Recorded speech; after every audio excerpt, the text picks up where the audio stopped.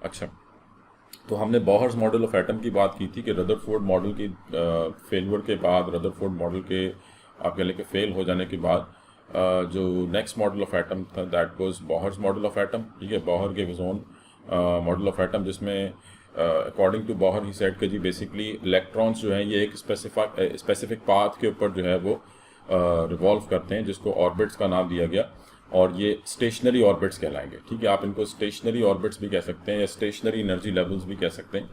ठीक है, तो हम सिंपली जो है वो कह रहे हैं कि दीज आर स्टेशनरी ऑर्बिट्स। ठीक है, stationary orbits, why we are calling them stationary के जी जब तक इलेक्ट्रॉन एक पर्टिकुलर ऑर्बिट में है वो ना तो एनर्जी लूज करेगा और ना ही एनर्जी गेन करेगा। ठीक है, तो पूरे उस अकॉर्डिंग टू बॉहर उस पूरे एनर्जी लेवल की एनर्जी सेम है।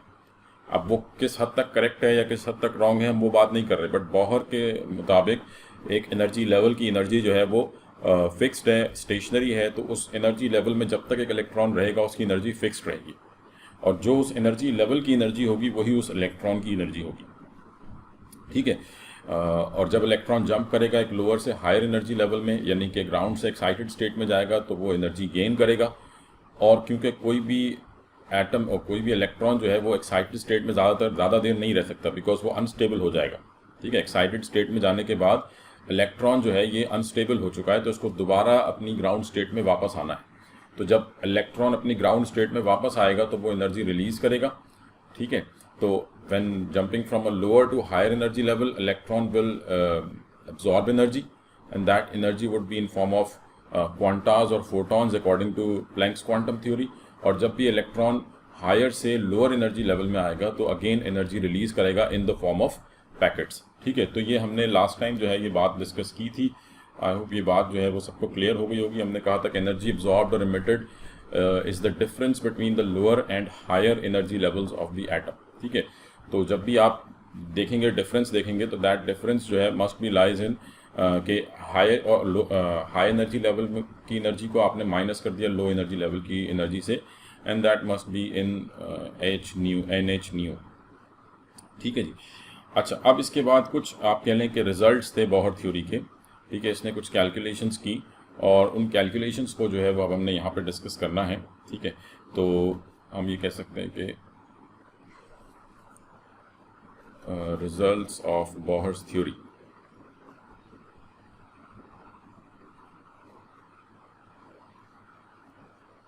of Bohr's theory। ठीक है जी। अब जिनका एफएससी मतलब हुआ हुआ है तो उनको तो ये रिजल्ट्स काफ़ी क्लियर होंगे, बट जो ए लेवल से स्ट्रीम से हैं आप लोग बेसिकली मतलब ये डेरिवेशंस वगैरह आपने बिल्कुल नहीं पढ़ी हुई। हम डेरिवेशंस में नहीं जाएंगे, मैं डायरेक्ट रिजल्ट्स के ऊपर और उसकी इम्प्लीकेशंस के ऊपर बात करूंगा। ठीक है ना। तो सिंपली मतलब आप ये कह लें कि बॉहर की जो थ्योरी की सबसे एक जो इम्पोर्टेंट बात थी, ऑल्दो कि इसमें काफ़ी सारे पॉइंट ऐसे थे जो हम आगे बात करेंगे जिसकी वजह से ये थ्योरी फेल हुई, but the most important thing and the most interesting thing about Bohr's theory was कि basically he calculated the radii of orbit। ठीक है, पहली चीज़ तो ये ध्यान में रखें कि Bohr totally focused on hydrogen atom. ठीक है, बॉहर थ्योरी टोटली जो है ये फोकस करती है किस पे, यानी this theory revolves around hydrogen atom. ये चीज़ ध्यान में रखें कि ये जो थ्योरी है बॉहर थ्योरी जो है, this theory totally revolves around hydrogen atom। ठीक है, और an atom which has only one electron। ठीक है, an atom और आयन। ठीक है, तो hydrogen atom is the only atom which has one electron। इसके अलावा आप कोई आयन ऐसा ले सकते हैं, हीलियम आयन ले सकते हैं। तो बॉहर के जो रिजल्ट्स थे, यानी this was one of its failure, कि बॉहर के रिजल्ट सिर्फ मोनो इलेक्ट्रॉनिक सिस्टम्स के ऊपर अप्लाई हो सकते थे, ऐसे सिस्टम्स के ऊपर जिनके पास सिर्फ एक इलेक्ट्रॉन हो। ठीक है, तो ये हम आगे बात करते हैं, बट ये चीज़ ध्यान में रखिएगा कि बॉहर थ्योरी जो है मतलब बॉहर के जितनी भी रिजल्ट्स हैं वो सब बॉहर ने टोटली फोकस किया हुआ था मेनली हाइड्रोजन एटम के ऊपर। तो इसके जो भी रिजल्ट्स थे वो हाइड्रोजन एटम को लेकर थे। ठीक है, तो इसकी जो सबसे आप कह लें कि ख़ास बात थी, ये जो इम्पोर्टेंट बात थी इसके रिजल्ट्स, कि इसने रेडियाई कैलकुलेट किया, ऑर्बिट्स का रेडियस कैलकुलेट किया, एनर्जी लेवल्स कैलकुलेट किया कि जी कितनी एनर्जी है। ऑल्दो के उसके पास कोई ऐसे एपरेटस, कोई ऐसी टेक्निक्स नहीं थी जिसके थ्रू ये एटम को स्टडी कर पाता, बट थ्रू सम मैथमेटिक्स जो है, ये आप कह लें कि जस्ट आप मैथमेटिकल डेरिवेशंस के थ्रू जो है इसने ये सारी कैलकुलेशंस की, और कुछ चीज़ें पहले से जो है वो फाइंड आउट हो चुकी थी, जो कि हम आगे बात करेंगे हाइड्रोजन स्पेक्ट्रम में, ठीक है। तो इसके रिजल्ट्स जो है वो उन प्रैक्टिकल डेटा से बिल्कुल मैच कर रहे थे। तो बॉहर थ्योरी की सबसे इंपॉर्टेंट बात ये थी कि जो इसकी कैलकुलेशंस थी, ठीक है, सबसे पहले हम बात कर लेते हैं रेडियस की, ठीक है। He basically calculated the radii of orbits, ठीक है। तो रेडियाई ऑफ ऑर्बिट्स, ठीक है। तो अकॉर्डिंग टू बॉहर जो एंगुलर मोमेंटम है, ठीक है, angular momentum of an electron, क्योंकि ऑब्वियसली जब इलेक्ट्रॉन जो है वो न्यूक्लियस के अराउंड रिवॉल्व कर रहा है तो basically it would have some sort of angular momentum, ठीक है। लेट्स से हम ये कह रहे हैं कि ये न्यूक्लियस है, this is nucleus and electron is revolving around the nucleus. Electron जो है वो न्यूक्लियस के अराउंड रिवॉल्व कर रहा है, let's say this is electron, तो ये न्यूक्लियस के अराउंड रिवॉल्व कर रहा है। मोमेंटम आप सबको पता होगा, what is momentum, the product of mass and velocity, ठीक है।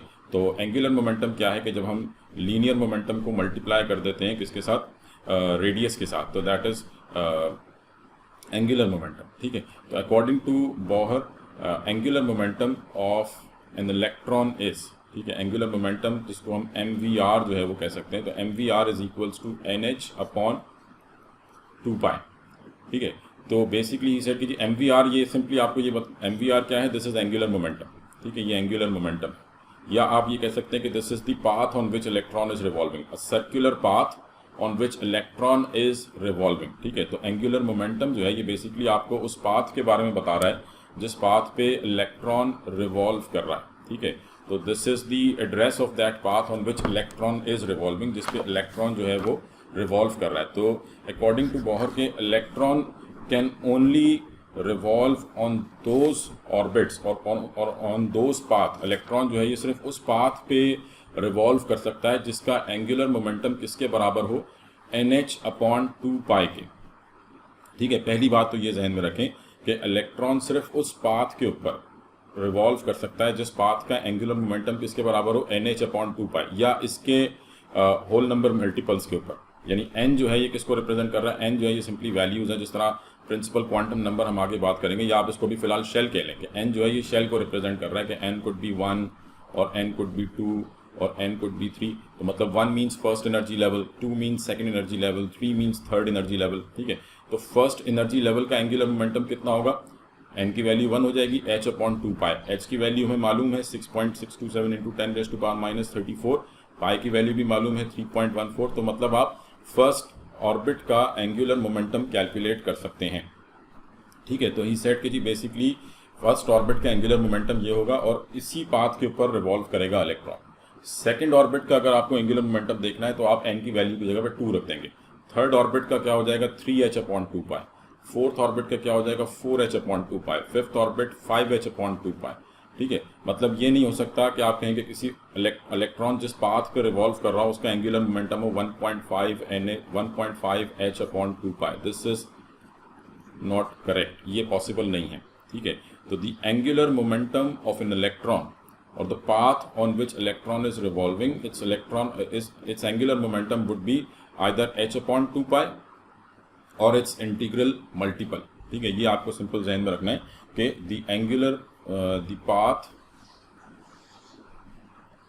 the path on which electron is revolving, its angular momentum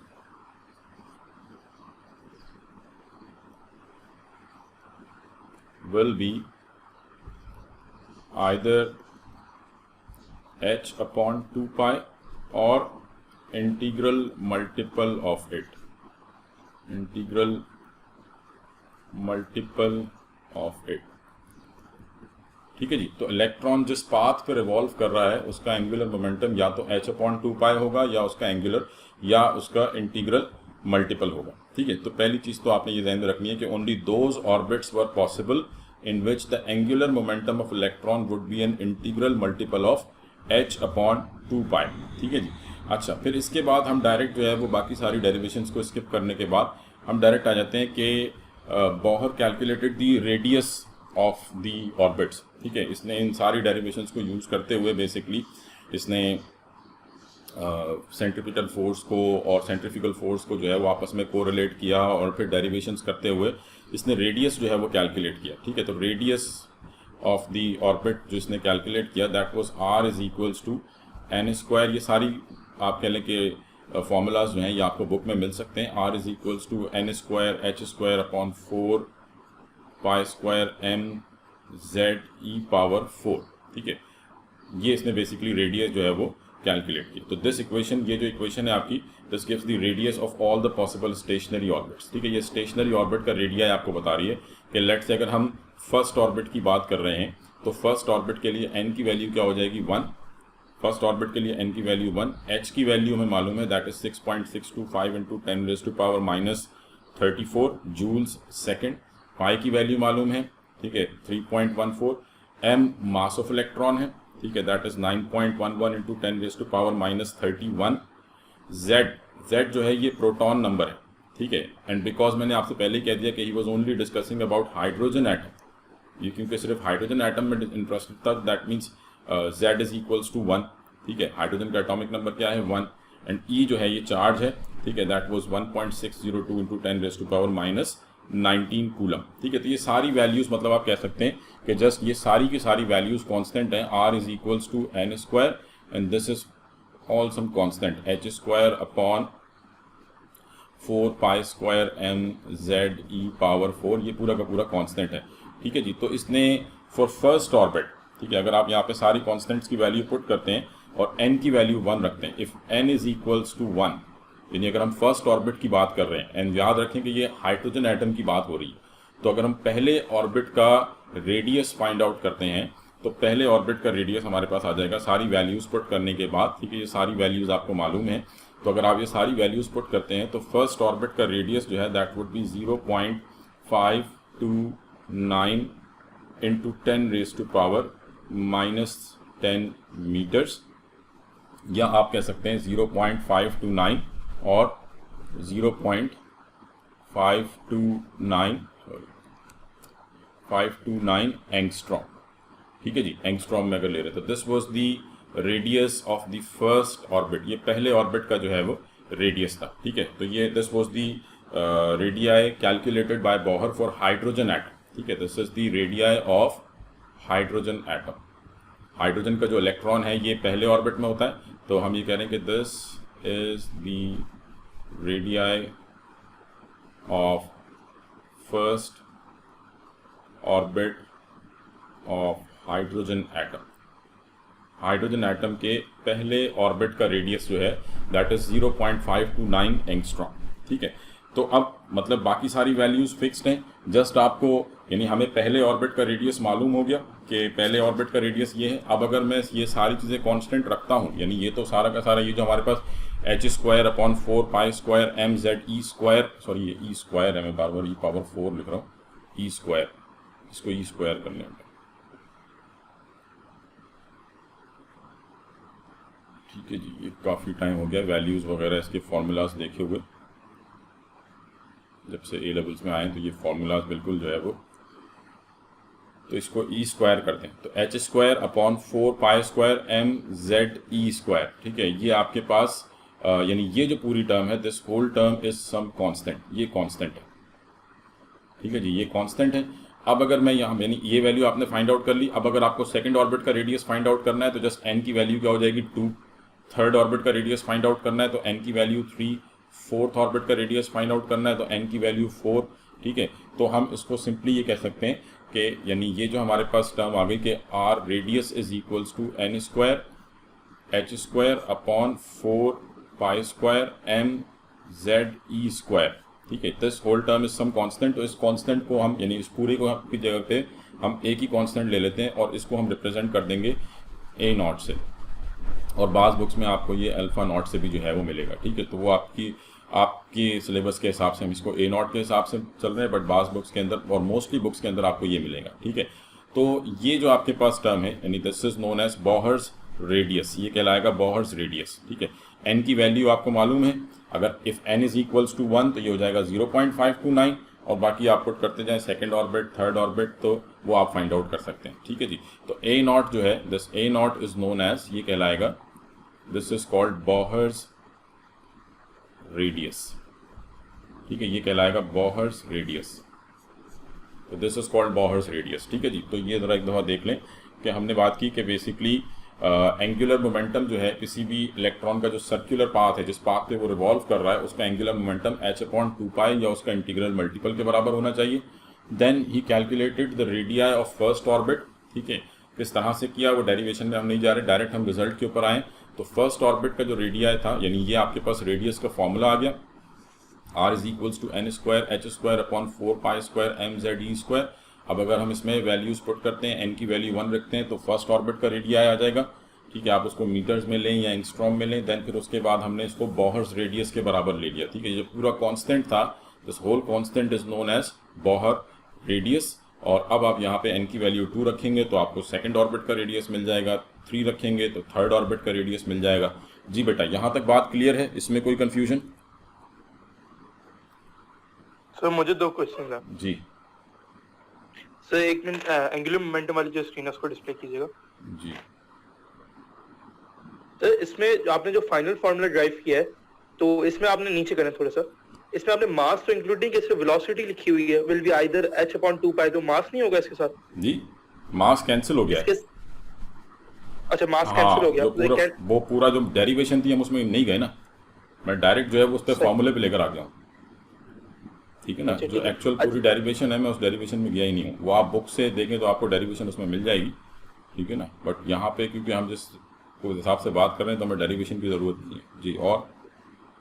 और सर आपने बेसिकली कहा कि ये जो पूरा फॉर्मूला इसमें बॉर ने काम किया, इसमें हाइड्रोजन पे किया, तो हाइड्रोजन के केस में सेकंड ऑर्बिटल का क्या था, मतलब थर्ड ऑर्बिटल सेकंड ऑर्बिटल क्यों आएगा हाइड्रोजन? क्यों, इलेक्ट्रॉन जंप तो कर सकता है ना बेटा, एक्साइटेड स्टेट में तो जा सकता है ना। हाइड्रोजन के इलेक्ट्रॉन को अगर आप एनर्जी देंगे तो it can jump into second orbit, it can jump into third orbit, fourth orbit. तो ऑर्बिट्स तो हैं अपनी जगह पे, इलेक्ट्रॉन नहीं है, इसका मतलब ये थोड़ी कि ऑर्बिट खत्म हो गए। इलेक्ट्रॉन के मतलब ऑर्बिट्स मौजूद हैं, उसको एनर्जी मिलेगी तो वो हायर एनर्जी लेवल में चला जाएगा। ठीक है। अच्छा सर, हायर एनर्जी लेवल में मतलब स्केप कब करेगा और हायर एनर्जी लेवल पे कब जाएगा? स्केप जब आप उसको इतनी एनर्जी दे देंगे कि वो बिल्कुल न्यूक्लियस को जो है वो आप कह लें कि उसकी अट्रैक्शन को ओवरकम कर लेगा, तो वो बिल्कुल ही जो है। अच्छा, और जी सही, मतलब ऑर्बिटल्स फॉर्म होंगे? ऑर्बिटल्स तो मौजूद है ना, ऑर्बिटल्स की मैं भी बात नहीं कर रहा। ठीक है, हम फिलहाल ऑर्बिट्स के हिसाब से बात कर रहे हैं, शेल्स के हिसाब से बात कर रहे हैं। अच्छा ठीक है। अच्छा, इसके अलावा ये जो फॉर्मूला है ये सिर्फ हम हाइड्रोजन पे अप्लाई करेंगे, इसके अलावा और किसी पे भी अप्लाई नहीं करेंगे? मतलब बॉहर ने ये सबके लिए दिया था। ठीक है, ये फॉर्मूला बॉहर का जो ये फाइंडिंग्स थी ये तमाम एटम्स के लिए थी, बट लेटर ऑन जब आपने इसको ऐसे एटम्स के लिए या ऐसे सिस्टम्स के लिए which have more than one electron, जब आपने उन पे अप्लाई किया तो थियोरेटिकल रिजल्ट और प्रैक्टिकल रिजल्ट अलग अलग आ रहे थे। तो मतलब ये फॉर्मूला सिर्फ तब तक सही रहता है जब तक आप हाइड्रोजन या उससे मिलते जुलते सिस्टम्स के ऊपर ये फॉर्मूला अप्लाई करें, यानी ऐसे सिस्टम्स जिनके पास सिर्फ एक इलेक्ट्रॉन, मोनो इलेक्ट्रॉनिक सिस्टम्स। ठीक है, तो according to Bohr this was for all elements, but results were only suitable for those which have single electron. ठीक है, जब आप इसको सोडियम के ऊपर या लिथियम के ऊपर जिनके पास एक से ज़्यादा इलेक्ट्रॉन है उनके ऊपर ये रिजल्ट अप्लाई करते हो तो रिजल्ट सही नहीं आते। मतलब रिजल्ट सही नहीं आते इसका मतलब ये है कि थियोरेटिकल और एक्चुअल रिजल्ट्स में डिफरेंस आ जाता है, बट फॉर हाइड्रोजन सेम है रिजल्ट। ठीक है जी, सही है सर। अच्छा सर, इसके अलावा आपने जो ऊपर इसके इसी फॉर्मूला के ऊपर जो फॉर्मूला लिखा हुआ है एंगुलर मोमेंटम एरो मेंशन करके, तो फिर आपने ये मतलब 2 फॉर्मूलास ये मुझे एक्सप्लेन करना है, इसमें कौन सा क्या डिफरेंस है? ये जो एक तो h/2π हो गया और दूसरा आपने angular momentum equals to mh/2π क्यों लिखा है? mh/ नहीं, ये n है, n। अच्छा n है, n जो है ये शेल को रिप्रेजेंट कर रहा है ना, कि n की वैल्यू 1 हो सकती है, 2 हो सकती है, 3 हो सकती है। अगर 1 है तो सिंपली h/2π हो जाएगा, 2 है तो 2h/2π, दैट मींस h/π हो जाएगा। ठीक है जी, और वहां पे है nvr। हाँ, ये mvr है। ठीक है, अच्छा, v वेलोसिटी, यहाँ पे v और g और r रेडियस, मोमेंटम होता है ना, mv product of mass and velocity. इसको अगर आप रेडियस से मल्टीप्लाई कर दो तो ये एंगुलर मोमेंटम बन गया। ये लीनियर मोमेंटम है, जिसे आप p से रिप्रेजेंट करते हो, लीनियर मोमेंटम, और ये रेडियस है। ठीक है, इन दोनों का प्रोडक्ट जो है ये एंगुलर मोमेंटम कहलाता है। ठीक जी बेटा, इसके अलावा और किसी का कोई क्वेश्चन? क्लियर है यहाँ तक बात? जी, बॉहर्स रेडियस क्लियर है सबको? ठीक है जी। तो मतलब यहाँ से बॉहर ने basically radius of orbit, first orbit का रेडियस, सेकंड ऑर्बिट का रेडियस, थर्ड ऑर्बिट का रेडियस जो है ये फाइंड आउट किया। तो ये तो रेडियस की डेरिवेशन थी। जस्ट जो आपको सबसे इंपॉर्टेंट चीज़ ध्यान में रखनी है वो ये बॉहर्स रेडियस और फर्स्ट ऑर्बिट का रेडियस कितना है, और फिर सेकंड का कैसे निकाला जा सकता है, थर्ड का कैसे निकाला जा सकता है। मतलब मोस्टली इस किस्म के क्वेश्चंस जो है वो आपको इसमें मिलेंगे, जो कि आज मैं आपको एमसीक्यूज भी जो है वो डिस्कस करूंगा आपके साथ अभी आगे चल के, ठीक है जी। अच्छा, इसके बाद नेक्स्ट जो डेरिवेशन थी that was of energy, determination of energy, ठीक है। ये रेडियस की बात हो गई। नेक्स्ट थी डिटर्मिनेशन ऑफ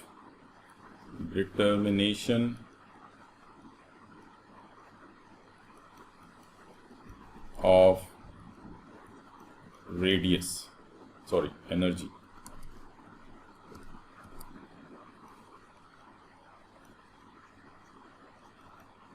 ठीक है। यानी now he was interested in the energy of first orbit, energy of second orbit, energy of third orbit. तो टोटल एनर्जी जो थी that was equals to sum of potential energy and kinetic energy, ठीक है। Total energy जो है वो potential और kinetic energy का सम था।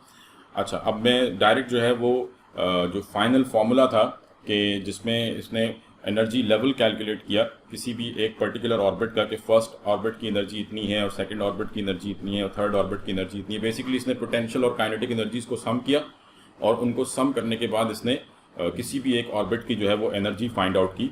तो लेट्स से हम कहते हैं कि energy of first orbit, energy of first orbit और first energy level of first orbit, जिसको आप E1 से रिप्रेजेंट कर सकते हैं।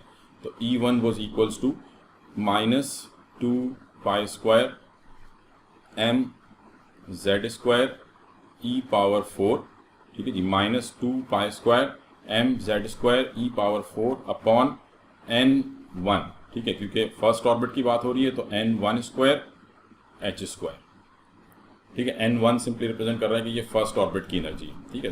तो फर्स्ट ऑर्बिट की एनर्जी कितनी थी, -2π² mz² e⁴ upon n1² h², ठीक है। अब इसमें भी आप देखें तो सारे कॉन्स्टेंट्स हमें मालूम है, पाई की वैल्यू हमें मालूम है, m mass of electron, z again proton number जिसकी वैल्यू 1 होगी for hydrogen atom, e charge, n shell की बात हो रही है, फर्स्ट शेल है, h प्लांक्स कांस्टेंट, ठीक है। तो ये सारे कॉन्स्टेंट्स नोन है।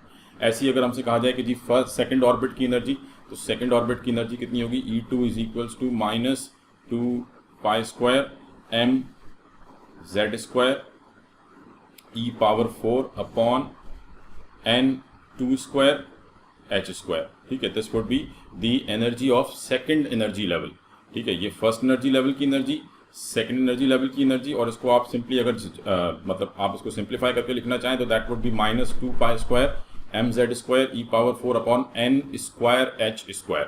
n की वैल्यू 1 रखेंगे तो फर्स्ट ऑर्बिट की एनर्जी आ जाएगी, n की वैल्यू 2 रखेंगे तो सेकंड ऑर्बिट की एनर्जी आ जाएगी, 3 रखेंगे तो थर्ड ऑर्बिट की एनर्जी आ जाएगी।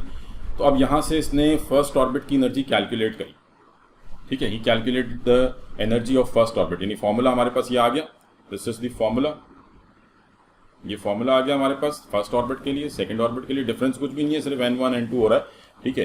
तो एक्चुअल वैल्यू जो थी फर्स्ट ऑर्बिट की, ठीक है, the energy of first orbit that was equals to -1311.8 kilojoules per mole, ठीक है। This was the energy of first orbit in kilojoules, ठीक है। ये सारी वैल्यूज पुट करने के बाद ये जो हमने फॉर्मूला दिखाया कि जी लेट्स से मैं इसी को यहाँ पे 1 कर देता हूँ, ये चले हम लिख लेते हैं दोबारा से, ठीक है। हम ये कह रहे हैं कि E1 जो है वो क्या है, E1 is equals to -2π² mz² e⁴ upon n² h²। तो अगर n की वैल्यू 1 रखता हूँ, बाकी सारे कॉन्स्टेंट्स की वैल्यू पुट करता हूँ, तो मेरे पास एनर्जी की वैल्यू आ रही है -1311.8 किलोजूल्स पर मोल, ठीक है। और ये किलोजूल्स पर मोल में है, अगर यही आपको किलो कैलोरीज में मांगी जाए तो ये हो जाएगी E1 इज इक्वल्स टू, ये सारी वैल्यूज लिखते जाएं तो that would be equals to -313.3 kilo calories per mole, ठीक है। तो ये सारी वैल्यूज पुट करने के बाद हमारे पास जो फर्स्ट ऑर्बिट की एनर्जी आती है that is -313.3 kilo calories per मोल। तो अगर आपसे किलो कैलोरीज में पूछी जा रही है तो आप 313.3 बताएंगे, किलो जूल्स में पूछी जा रही है, तो 1311.8 किलो जूल्स पर मोल। ठीक है, तो अब अगर हम इसको मतलब सिंप्लीफाई कर लेते हैं तो इसका मतलब लेट से हमारे पास यानी कि कांस्टेंट, हमारे पास ये सारी वैल्यूज़ कांस्टेंट हैं। E is equals to energy, अगर अब मैं E सिंपली जो है ई एन कर देते हैं कि किसी भी ऑर्बिट की अगर आपको एनर्जी फाइंड आउट करनी है, E n is equals to -2π² mz² e⁴ ठीक है, अब सारे कांस्टेंट्स हैं तो हम इसको सिंपली कह सकते हैं कि that is equals to 1/n², और ये सारे के सारे कांस्टेंट, दैट इज -1/n² और ये सारी वैल्यूज कांस्टेंट हैं 2π² mz² e⁴ तो ये पूरे कांस्टेंट है, तो हमने इसकी वैल्यू फाइंड आउट करी। अगर n की वैल्यू 1 होती है तो दैट इज -313.3। तो अगर आपको सेकंड ऑर्बिट की एनर्जी फाइंड आउट करनी होगी तो फॉर्मूला क्या हो जाएगा, En is equals to -313.3/n²। ठीक है, ये आपके पास एक जनरलाइज फॉर्मूला आ जाता है कि अगर आप यहाँ पे n की वैल्यू 1 रखेंगे तो फर्स्ट ऑर्बिट की एनर्जी आ जाएगी, this is in kilo calories per mole, और किलो जूल्स में चाहिए तो आप वो वाली वैल्यू रखेंगे 1311। अगर n की वैल्यू 2 रखते हैं तो सेकंड ऑर्बिट की एनर्जी आ जाएगी, n की वैल्यू 3 रखते हैं तो थर्ड ऑर्बिट की एनर्जी आ जाएगी, 4 रखते हैं तो fourth, but this is again only for hydrogen atom. ठीक है, again this results for only, आप कह लें कि मतलब ये रिजल्ट सिर्फ अप्लाई हो रहे थे किसके ऊपर, हाइड्रोजन एटम के ऊपर, तो only for mono electronic systems, mono electronic systems. ठीक है जी, तो these results were only applied on mono electronic systems.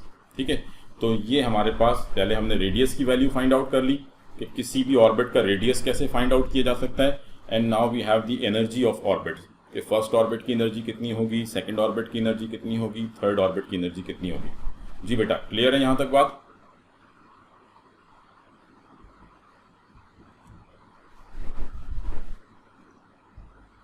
इसमें कोई क्वेश्चन?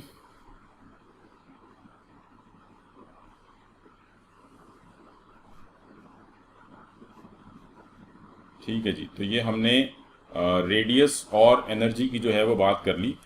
अच्छा, अब देखें ये इस सब के बाद जो एक और इसमें इंपॉर्टेंट चीज़ आपको ध्यान में रखनी है, that is significance of this negative value.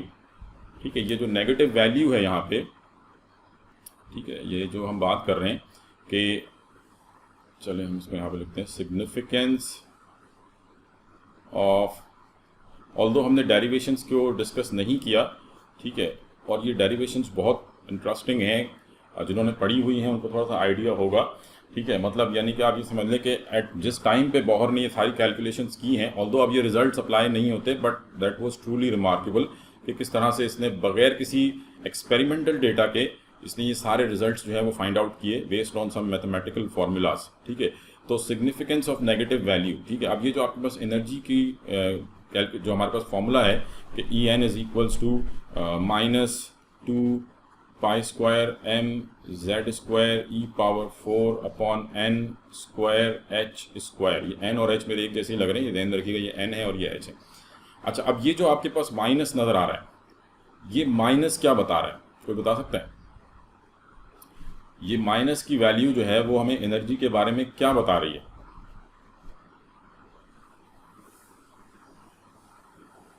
Ji, energy has to be supplied quantity. जी बेटा, इसके अलावा और कोई अपना ओपिनियन देना चाहे इसमें? माइनस की वैल्यू जो है ये क्या बता रही है हमें?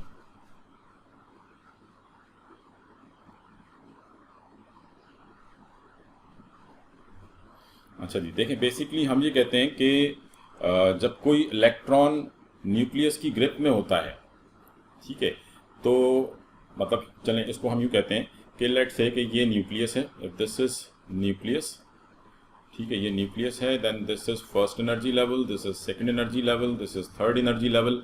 तो अब अगर एक इलेक्ट्रॉन फर्स्ट एनर्जी लेवल में है, लेट्स से ये फर्स्ट एनर्जी लेवल का इलेक्ट्रॉन है और ये थर्ड एनर्जी लेवल का इलेक्ट्रॉन है, तो किसकी एनर्जी ज़्यादा होगी? फर्स्ट एनर्जी लेवल की एनर्जी ज़्यादा होगी या थर्ड एनर्जी लेवल की एनर्जी ज़्यादा होगी?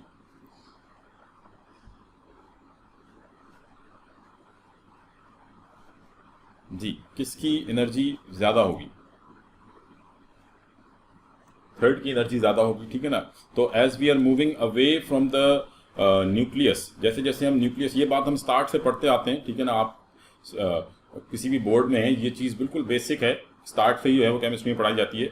जब भी आप एटॉमिक स्ट्रक्चर स्टार्ट करते हैं, चाहे आपने 9th क्लास पढ़ी है या आपने ओ लेवल्स पढ़ा है, तो ये हर जगह पे कॉमन है कि ये चीज़ पढ़ाई जाती है कि जी as we are moving away from the nucleus the energy of electron is increasing. Electron की एनर्जी जो है वो बढ़ती जा रही है। तो अब एक क्वेश्चन जहन में ये आता है कि जी इलेक्ट्रॉन की एनर्जी मैक्सिमम कहाँ पे होगी। ठीक है, इलेक्ट्रॉन की एनर्जी बढ़ती जा रही है, फर्स्ट में सबसे कम थी, सेकंड में उससे ज़्यादा है, थर्ड में उससे ज़्यादा है, फोर्थ में उससे ज़्यादा है, फिफ्थ में उससे ज़्यादा है। तो इलेक्ट्रॉन की मैक्सिमम एनर्जी क्या होगी, what would be the maximum energy of electron, और वो मैक्सिमम एनर्जी हमें कहाँ पे मिलेगी जी, किस पॉइंट पे जाके इलेक्ट्रॉन की एनर्जी मैक्सिमम हो जाएगी, एट इन्फिनिटी। ठीक है, and that value would be zero. Infinity कह लें आप, या आप ये कह लें कि when electron would be in its free state. Infinity तो हमें नहीं मालूम कि कहाँ पे जाके इन्फिनिटी होगी, ठीक है, बात बिल्कुल सही है, बट हम ये कहते हैं कि जब इलेक्ट्रॉन फ्री स्टेट में है तो दैट मीन्स कि वो अपनी मैक्सिमम एनर्जी के अंदर है। ठीक है, फ्री स्टेट इज, आप उसको इन्फिनिटी कंसिडर कर सकते हैं। तो हम ये कहते हैं कि व्हेन इलेक्ट्रॉन जो है, जब ये एटम न्यूक्लियस की ग्रिप से निकल गया तो मतलब ये इन्फिनिटी में चला गया। ठीक है, ये फ्री स्पेस में चला गया, और फ्री स्पेस में इसकी मैक्सिमम एनर्जी, क्योंकि जब उसके ऊपर किसी का कोई होल्ड नहीं है, किसी न्यूक्लियस का होल्ड नहीं है, तो मतलब पोटेंशियल एनर्जी क्या हो गई, जीरो हो गई। ठीक है, उसको कोई न्यूक्लियस जो है वो अब होल्ड नहीं कर रहा, कोई न्यूक्लियस ग्रिप नहीं कर रहा, तो at its maximum height, at its maximum peak पे जाके उसकी, क्योंकि उसके ऊपर अब कोई न्यूक्लियस का होल्ड नहीं है, तो हम कहते हैं कि the maximum energy of electron is zero. Maximum energy of electron is 0 when it is at infinity, when it is at infinity. Now this is an arbitrary value, ठीक है ना, यानी ये आपने assume कर ली, तो when it is at infinity, तो when electron is at infinity, इसके ऊपर किसी न्यूक्लियस का कोई होल्ड नहीं है, ये टोटली आप कह लें कि फ्री स्पेस में आ चुका है, कोई न्यूक्लियस इसको अपनी तरफ अट्रैक्ट नहीं कर रहा, पोटेंशियल एनर्जी जो है वो खत्म हो गई। तो नाउ वी कैन से कि इलेक्ट्रॉन की एनर्जी जीरो है, and this is maximum energy. ठीक है, ये क्या है, मैक्सिमम एनर्जी है। तो अब जब आप इलेक्ट्रॉन को शेल्स में लाएंगे इन्फिनिटी से वापस, कि अब अपनी दोबारा अपनी असल पोजीशन पे, अपनी औकात में वापस आओ, तो जब इलेक्ट्रॉन वापस अपने शेल्स में वापस आएगा, ठीक है, हायर एक्साइट, मतलब जब इलेक्ट्रॉन अपने वापस न्यूक्लियस के होल्ड में आ रहा है, तो अब एनर्जी कम होना शुरू होगी, क्योंकि ये तो आपने कह दिया कि now this is maximum energy. तो जब इलेक्ट्रॉन वापस आएगा फिफ्थ एनर्जी लेवल में, फोर्थ एनर्जी लेवल में, थर्ड एनर्जी लेवल में, तो दैट मीन्स कि अब इसकी एनर्जी कम होगी। ठीक है, मैक्सिमम एनर्जी तो इन्फिनिटी पे थी, एंड दैट वाज जीरो। तो अब जैसे जैसे ये न्यूक्लियस के करीब आता जा रहा है, तो इसकी एनर्जी कम होती जाएगी। ठीक है, तो जीरो से कम क्या हो सकती है, नेगेटिव वैल्यू। तो दैट्स वाई जब भी इलेक्ट्रॉन न्यूक्लियस की ग्रिप में होगा तो इसकी एनर्जी हमेशा माइनस में होगी। ठीक है, तो ये जहन में रखें कि वाई, मतलब ये जो नेगेटिव वैल्यू है, इसको इस फॉर्मूला में ये नेगेटिव वैल्यू कहाँ से आ रही है, because the maximum energy of electron is zero at infinity. तो when it is in the grip of nucleus, that means its energy would be less than what it is at infinity. ठीक है, and at infinity it was zero, तो that means when it is in the grip of nucleus, its energy would be in minus value or negative जी। तो हम ये कह रहे हैं कि as the maximum energy of electron is zero at infinity or in free space, therefore when it is in the grip of nucleus,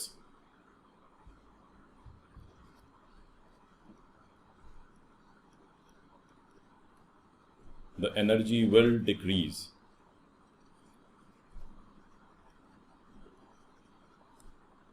and that would be negative.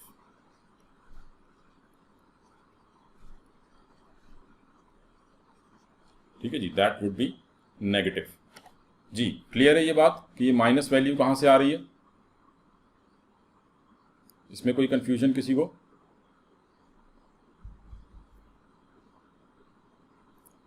जी बेटा, सबको क्लियर है ये बात?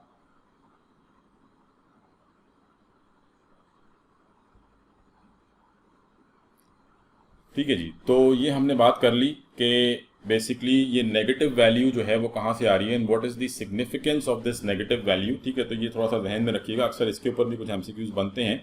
ठीक है, कि नेगेटिव वैल्यू जो है मतलब मैक्सिमम एनर्जी कहाँ पर है, इन्फिनिटी पर है, और इन्फिनिटी से नीचे हमेशा, यानी हमने जब भी इलेक्ट्रॉन की एनर्जी फाइंड आउट करनी है ये हमेशा नेगेटिव में ही आएगी। कहने का मकसद ये हो गया। ठीक है, मैक्सिमम 0 है, तो अब जब भी आप एनर्जी निकालेंगे तो वो हमेशा नेगेटिव टर्म में ही होगी। ठीक है, अच्छा, नेक्स्ट थिंग इज कि if we want to calculate the difference of energy between two energy levels. ठीक है, अगर हम दो एनर्जी लेवल्स के दरमियान एनर्जी डिफरेंस कैलकुलेट करना चाहते हैं। ठीक है, the energy difference between two energy levels, energy difference between two energy levels. ठीक है, अगर आप किसी भी दो एनर्जी लेवल्स के दरमियान डिफरेंस निकालना चाह रहे हैं, फॉर एग्जांपल आप E2 माइनस E1 कर रहे हैं, या E3 माइनस E1 कर रहे हैं, या E3 माइनस E2 कर रहे हैं, let's say we are doing E2 minus E1 कि सेकंड एनर्जी लेवल और फर्स्ट एनर्जी लेवल का डिफरेंस क्या है। तो आपने सेकंड लेवल की एनर्जी को फर्स्ट लेवल की एनर्जी में से सब्ट्रैक्ट किया। ठीक है, और जो आंसर आपके पास आ जाएगा that would be equals to 2 pi square m z square e power 4 upon h square upon 1 upon n1 square minus 1 upon n2 square. ठीक है, ऑल दीज फार्मूलाज, ये जितने भी फार्मूलाज हैं ये सब मैं डायरेक्ट बुक में से ले रहा हूँ। ठीक है जी, तो आप बुक में से भी देख सकते हैं। मैं जस्ट उनके एक्सप्लेनेशंस के ऊपर बात कर रहा हूँ, डेरिवेशंस के ऊपर बात नहीं कर रहा। फॉर्मूला सारे के सारे बुक में से ही जो है वो मैं फॉलो कर रहा हूँ। ठीक है जी, तो जो भी आपके पास, आप इसको बुक में से भी फॉलो कर सकते हैं। और ये फार्मूलाज थोड़े से आपको डिफरेंट मिलेंगे फेडरल बोर्ड में और सिंध बोर्ड में। ठीक है, थोड़ा सा डिफरेंस है, तो फिलहाल जस्ट हम सिंध बोर्ड के हिसाब से जो है उनको लेके चल रहे हैं। ठीक है, थोड़ा टाइम मिला तो हम फेडरल बोर्ड के जो, मतलब मैं चाहूँगा कि कभी मेरे को थोड़ा सा टाइम मिलेगा तो मैं उसके ऊपर भी जो है वो बात कर लूँगा कि फेडरल बोर्ड में किस तरह से ये फार्मूलाज जो है उनको कैसे ड्राइव किया जा रहा होता है। ठीक है, बट फिलहाल ये ज़रा ज़्यादा सिंपल है, आसान है, इनको याद रखना आसान है, तो आप इसको ऐसे लेके चलें। ठीक है जी, तो E2 minus E1 is equals to 2 pi square m z square e power 4 upon h square. यानी जब आप दोनों की वैल्यूज पुट करते हैं तो फाइनल, यानी सारे सोल्यूशन करने के बाद आपके पास ये फाइनल स्टेटमेंट आती है। ठीक है, जिसमें 1 अपॉन n1 स्क्वायर, n1 जो है ये energy of the first level and n2 is the energy of the second level. ठीक है, और हमें ये पता है कि E2 माइनस E1 किसके बराबर होती है। E2 माइनस E1 हमने पहले ही कहा था कि दो ऑर्बिट्स के दरमियान का जो एनर्जी डिफरेंस होगा this would be in forms of quanta, और एक क्वांटा की एनर्जी कितनी है, h न्यू। तो E2 minus E1 that could be equals to h nu. ठीक है, डेल्टा E जो है ये एक फोटोन या 2 फोटोन या 3 फोटोन, तो सिंप्लीफाई करते हैं अगर हम, that would be h nu. ठीक है, और h nu is equals to 2 pi square m z square e power 4 upon h square, that is equals, ये सारी वैल्यू सेम है। और अगर आप h भी इधर ले जाते हैं तो that would be the value of frequency. ठीक है, यानी ये आपके पास एनर्जी डिफरेंस की वैल्यू आ गई, that is the value of delta E। ठीक है, और अगर आपसे कहा जाए कि जी फ्रीक्वेंसी आपने कैलकुलेट करनी है तो फ्रीक्वेंसी इज इक्वल्स टू, ये हो जाएगा 2 pi square m z square e power 4 upon h cube. ठीक है, ये h इधर आ गया तो h cube, and this is 1 upon n1 square minus 1 upon n2 square. फिर इसको आप कन्वर्ट कर सकते हैं वेवलेंथ के अंदर भी, फ्रीक्वेंसी को आप वेवलेंथ के अंदर कन्वर्ट कर सकते हैं, और we can convert into wave number. ठीक है, वेव नंबर में भी आप इसको कन्वर्ट कर सकते हैं और वेवलेंथ में भी कन्वर्ट कर सकते हैं। तो वेव नंबर में अगर इसको हम कन्वर्ट करते हैं तो डायरेक्ट हम फॉर्मूला लिख लेते हैं, क्योंकि हमें मालूम है कि frequency is equals to speed of light into wave number. Wave number क्या है, as it is the number of waves per unit distance. एक यूनिट डिस्टेंस में कितनी वेव्स आ रही हैं। लेट्स से हमारे पास 1 सेंटीमीटर है, तो इस 1 सेंटीमीटर के अंदर कितनी वेव्स आ रही हैं, that would B wave number, number of waves in 1 unit distance. एक यूनिट डिस्टेंस में कितनी वेव्स आ रही हैं, तो वेव नंबर जो है इसको आप रिप्रेजेंट करते हैं न्यू बार। तो wave number is equals to 2 pi square m z square e power 4 upon ch cube. c is the speed of light, क्योंकि frequency is equals to speed of light into wave number, क्योंकि आपको याद होगा frequency बराबर होती है c upon lambda. तो इसका मतलब वेव नंबर किसके बराबर है, wave number is equals to 1 upon lambda. ठीक है, wave number is equals to 1/λ। तो आप इसको वेव नंबर को वेव लेंथ की इसकी जगह पे वेव लेंथ भी लिख सकते हैं, यानी मैं इसको चाहूँ तो इसको ऐसे लिख लूँ और 1/वेव लेंथ, एक ही बात है। ठीक है, this is representing wave number, this is representing wave length. ठीक है, तो ये दोनों तरह से फॉर्मूला ध्यान में रखें। आपसे वेव नंबर के लिए भी पूछा जा सकता है, वेव लेंथ के लिए भी पूछा जा सकता है। तो वेव नंबर और है सेम ही फॉर्मूला। ठीक है, तो ये सारी वैल्यू सेम रहेगी। Now this all values are constant. ठीक है, तो हम इस पूरे कांस्टेंट की जगह पे एक ही कांस्टेंट रख सकते हैं, and that is R subscript H, which is known as Rydberg constant. ठीक है, आर एच जो है ये कहलाता है रेड, क्योंकि ये सारी वैल्यूज कांस्टेंट हैं, तो ये इसकी जगह पे हमने एक ही कांस्टेंट ले लिया, which is known as Rydberg constant, जिसकी वैल्यू है 109678। ठीक है, 109678 पर सेंटीमीटर। ठीक है, वेवलेंथ है ना, तो 1/वेवलेंथ का यूनिट क्या होता है, सेंटीमीटर, तो 1/वेवलेंथ इज पर सेंटीमीटर। और इसी तरह से वेव नंबर का यूनिट भी per centimetre, because this is also 1/वेवलेंथ। ठीक है, तो ये कुछ और फॉर्मूलाज आपके पास आ गए कि किस तरह से आप डेल्टा ई फाइंड आउट कर सकते हैं, फिर डेल्टा ई को कैसे आपने फ्रीक्वेंसी में कन्वर्ट किया, and how we can convert it into wave number और वेवलेंथ। ठीक है, रेडबर्ग कांस्टेंट की वैल्यू ध्यान में रखिएगा। तो ये कुछ और फॉर्मूलाज हैं, and this is all for the formulas. ठीक है, जितने भी फॉर्मूलाज हैं वो हमने यहाँ तक डिस्कस कर लिए। जी, इसमें कोई क्वेश्चन? सर वो एनर्जी वाला जो फॉर्मूला है वो एक बार रिव्यू करवा दीजिएगा। जी, एनर्जी वाले फॉर्मूला में क्या करूं? सर एक बार डिस्प्ले कीजिएगा वो ये वाला। आ गया। ये आपने जो ड्राइव किया है, ये बेसिकली E2 माइनस E1 के लिए, या कोई भी दो डिफरेंट एनर्जी लेवल, यानी अगर लेट से ये E3 माइनस E2 होता, ठीक है, E3 माइनस E2 होता तो ये हो जाता N2 माइनस N3। अगर ये E3 माइनस E1 होता तो ये हो जाता N3 माइनस N1। बट ये मोस्टली हम यूज कर रहे होते हैं फॉर 2 कंसेक्टिव एनर्जी लेवल्स। ठीक है, 2 कंसेक्टिव एनर्जी लेवल्स के लिए। जी, इसके अलावा बेटा कोई क्वेश्चन? क्लियर है ये? ठीक है, यहां तक तो हमने सीधी सीधी बात, जितनी भी थ्योरेटिकल बात थी, जो रिजल्ट्स थे, हमने वो सारे के सारे जो है वो डिस्कस कर लिए। ठीक है, इसमें किसी की कोई कंफ्यूजन हो, कोई चीज़ ना समझ में आई हो? ठीक है जी, तो ये तो आपके पास हो गई फाइंडिंग्स। ठीक है, ये हमने बात कर ली फाइंडिंग्स की। बहुत थ्योरी की बात हमने यहाँ तक करी। अब इसकी कुछ जो ड्रॉबैक्स थे, जो जिसकी वजह से ये फेल हुई, वो हम डिस्कस करेंगे। But before that we have to study hydrogen spectrum. ठीक है, हाइड्रोजन स्पेक्ट्रम जो है वो हम स्टडी करेंगे। ठीक है जी, तो अब बेसिकली थोड़ा सा मैं आपको बैकग्राउंड दे दूं इसका, कि बॉहर थ्योरी से पहले, या आप कह लें कि बॉहर के सारे रिजल्ट से पहले, जो बॉहर की फाइंडिंग्स थी, उससे पहले कुछ और, क्योंकि बॉहर का रिजल्ट, मैंने आपसे कहा कि बॉहर की टोटल फाइंडिंग्स बेस कर रही थी हाइड्रोजन एटम के ऊपर। बॉहर ने जितने भी एक्सपेरिमेंट्स किए, जो कुछ वैल्यूज फाइंड आउट की, वो हाइड्रोजन एटम को लेके की। And Bohr was not the only one who was studying hydrogen atom. ठीक है, बॉहर से पहले और बॉहर के टाइम पे भी बहुत सारे ऐसे साइंटिस्ट थे जो कि हाइड्रोजन एटम को स्टडी कर रहे थे। एंड ये सारे के सारे हाइड्रोजन एटम को ही क्यों स्टडी कर रहे थे, क्या वजह थी? यानी eight that time most of the scientist they were involve in the studies with hydrogen atom. किसी और दूसरे एटम को स्टडी क्यों नहीं किया जा रहा था? इट वॉज सिंपल, सीधी सी बात है। ठीक है ना, यानी आप भी, मैं भी, हम सब जो है वो आसान चीज़ों की तरफ जाते हैं ना। तो मतलब सबसे ज़्यादा आसान स्टडी करना किसको था? एक ही इलेक्ट्रॉन है, ना उसकी किसी के साथ रिपल्शन है, ना अट्रैक्शन है, किसी किस्म की कोई फोर्सेज उसके ऊपर अप्लाई नहीं हो रही, ना कोई आप कह लें कि इंटर इलेक्ट्रॉनिक फोर्सेज हैं, जो कि ना कोई शील्डिंग है, कुछ भी नहीं है।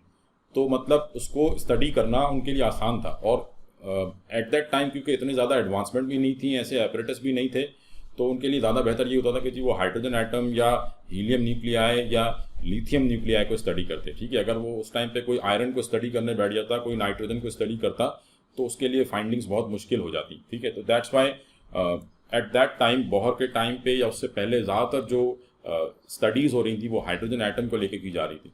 तो Bohr was not the only one who was doing all these experiments. ठीक है, बॉहर से पहले भी कुछ साइंटिस्ट थे जिन्होंने हाइड्रोजन एटम के स्पेक्ट्रम को स्टडी किया।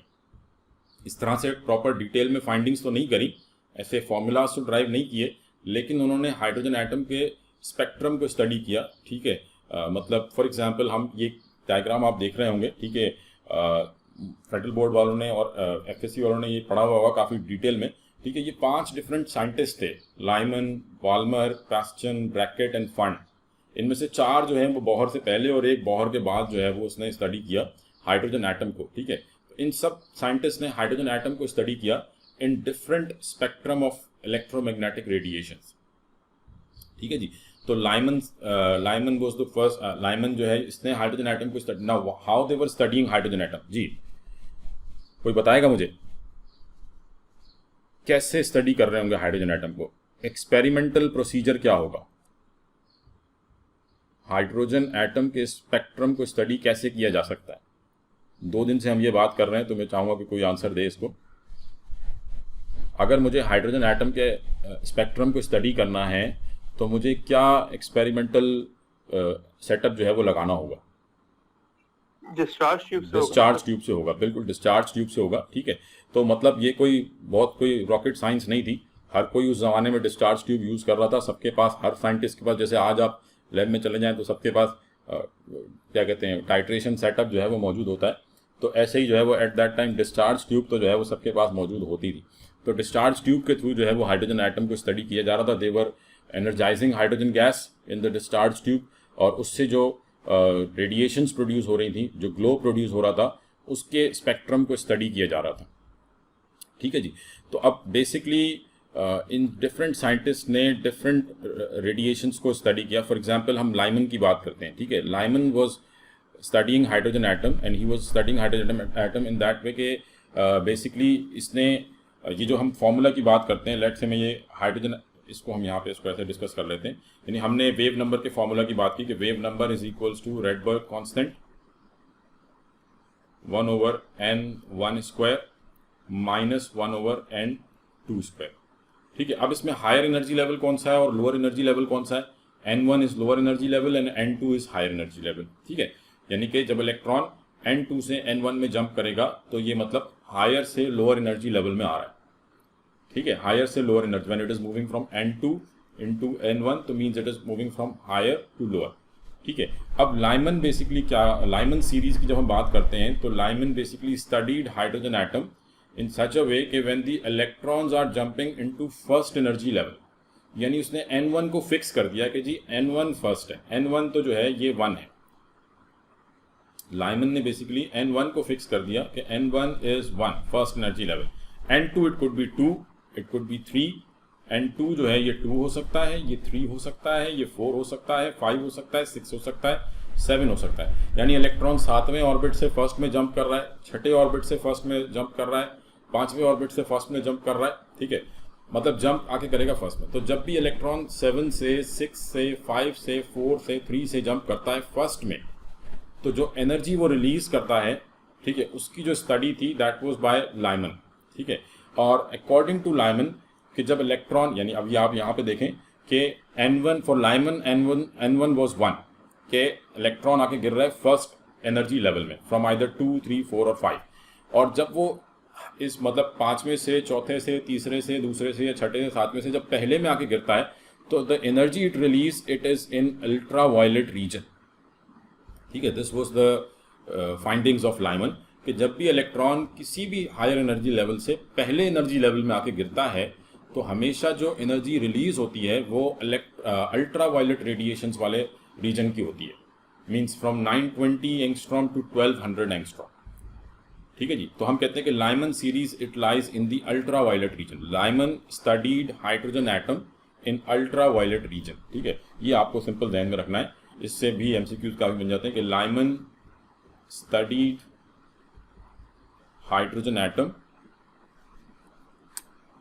Studied hydrogen atom in ultra violet region, ठीक है। इसने अल्ट्रा वायलेट रीजन में हाइड्रोजन एटम को स्टडी किया, ठीक है।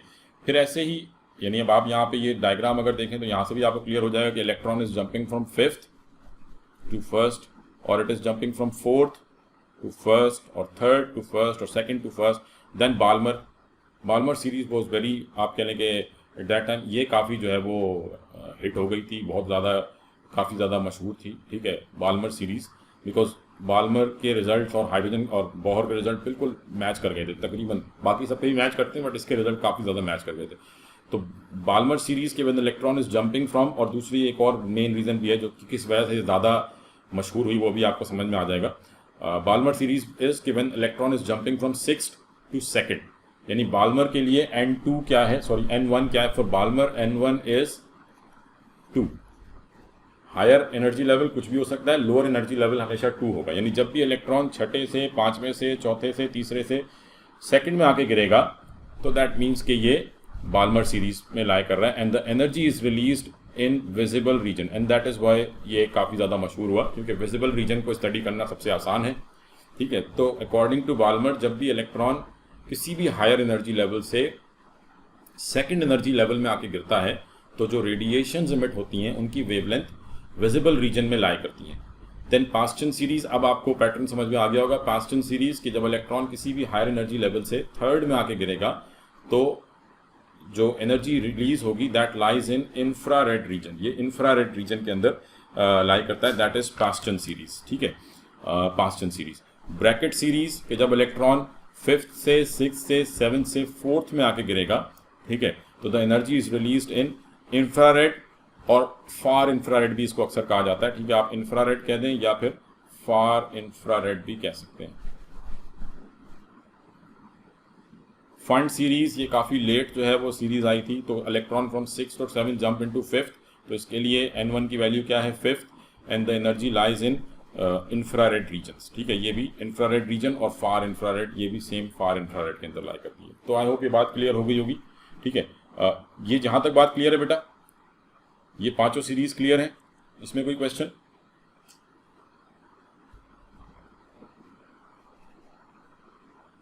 जी शायान। सर ये बेसिकली लाइन स्पेक्ट्रम है जो हम हाँ जी स्टडी कर रहे बिल्कुल, हैं। Line spectrum. तो सर लाइन स्पेक्ट्रम तो हमने ये स्टडी किया था कि वो डिफरेंट लाइंस फॉर्म होती हैं, वो डिफरेंट इलेक्ट्रॉन्स की वजह से फॉर्म होती हाँ, हैं। तो ये मतलब बेसिकली या- ये जो स्टडी कर रहे थे, ये पूरा स्पेक्ट्रम इनको नहीं मिल रहा था, इनको उस स्पेक्ट्रम का एक एक फ्रैक्शन मिल रहा था। यानी किसी को वो फ्रैक्शन मिल रहा था जिसमें इलेक्ट्रॉन जंप कर रहा है 7वें से पहले में, तो वो जो हमने कंप्लीट स्पेक्ट्रम देखा था वो कंप्लीट स्पेक्ट्रम इनमें से किसी को नहीं मिला था। यानी इनके पास इतनी एडवांसमेंट नहीं थी, ऐसे अपरेटस नहीं थे कि ये पूरा आप कह लें कि पूरा जो इलेक्ट्रोमैग्नेटिक स्पेक्ट्रम है उसको स्टडी कर पाते। ठीक है, तो इनमें से हर एक जो है उसने एक पर्टिकुलर वेवलेंथ को जो है वो पकड़ लिया था कि अच्छा ठीक है, मैं इसी रीजन में हाइड्रोजन एटम को स्टडी करूँगा। फॉर एग्जाम्पल लाइमन सेज कि जी मैं अल्ट्रा वायलेट रीजन में ही इसको स्टडी करूँगा, मैं इन अल्ट्रा वायलेट से बाहर नहीं जाऊँगा, कि जब भी मैं इसको इतनी एनर्जी दूंगा तो फिर ये कौन से हायर एनर्जी लेवल से किस में आके गिरेगा।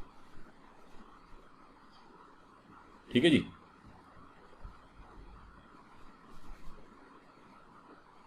हाँ भाई शायद जी सर, ठीक ठीक है जी। जी। इसके अलावा और बेटा कोई क्वेश्चन? क्लियर है ये बात?